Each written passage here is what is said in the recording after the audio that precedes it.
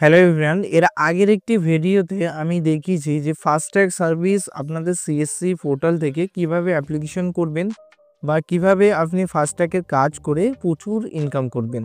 তো এই ভিডিওতে আমরা আলোচনা করব আপনাদের সিএসসি পোর্টাল থেকে যে ফাস্ট্যাগের ট্যাগ আপনি অর্ডার করেছেন সেই ট্যাগগুলো আপনি কিভাবে ট্র্যাকিং করবেন, যে কতদূর রয়েছে বা ট্র্যাকিং নাম্বার কিভাবে পাবেন, সেটা আজকের এই ভিডিওতে আমি দেখিয়ে দেবো।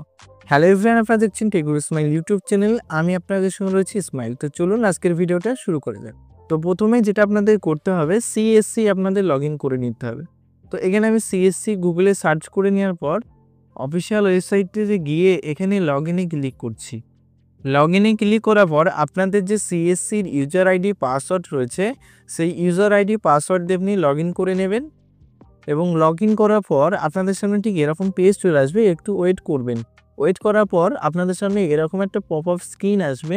তো এখানে দেখতে পাচ্ছেন, এখানে আমি 4 তারিখে আমি কি করেছিলাম, এসবিআই ফাস্ট্যাগের জন্য আমি এখানে 500 টাকা পারচেস করেছি ফাস্ট্যাগ।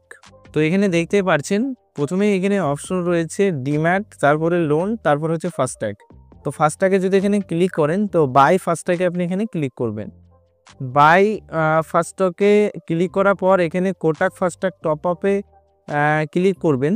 তো এখানে আসার পর আপনাদের কি করবেন, সিএসসি আইডি পাসওয়ার্ড দিয়ে লগ ইন করবেন। তো প্রথমেই রয়েছে ভিএলই লগ ইন। তো এখানে ভিএলই লগ ইনে ক্লিক করার পরে তো আপনাদের সামনে ঠিক এরকম পেজ চলে আসবে। তো এই পেজে আসার পর দেখতেই পাচ্ছেন কাস্টমার আনবোর্ডিং অ্যান্ড টপ আপ। তো এখানে যদি ক্লিক করেন, এখানে ক্লিক করলে হবে না। এখানে অনেকে আপনারা বলেছেন যে অপশন তো খুঁজেই পাচ্ছি না।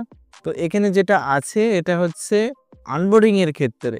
আর তার পাশে রয়েছে এখানে অর্ডার হিস্ট্রি। অর্ডার হিস্ট্রিতে আপনারা ক্লিক করে আপনারা যে লাস্ট যে পারচেস করেছেন সেই পারচেসের হিস্ট্রিটা এখানে দেখতে পাবে। তো দেখতে পাচ্ছেন এখানে এসবিআই ফাস্ট্যাগ এখানে অর্ডার করা হয়েছে, তার অ্যামাউন্ট এখানে শো করছে এবং অর্ডারটা একটা পেন্ডিং রয়েছে।